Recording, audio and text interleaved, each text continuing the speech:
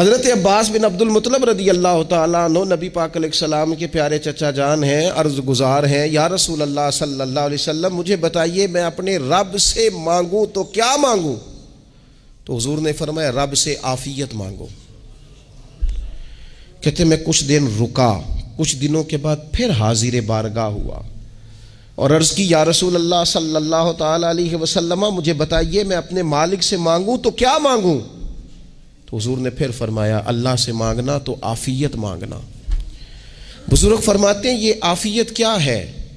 عافیت یہ ہے کہ یا اللہ ظاہری پریشانیاں، باطنی پریشانیاں، اے اللہ ظاہر کے میل کچیل بھی دور ہو جائیں، باطن کے بھی دور ہو جائیں، اے اللہ ہر معاملے میں، ہر آزمائش میں، ہر دکھ میں ہمیں تیری پناہ نصیب ہو جائے۔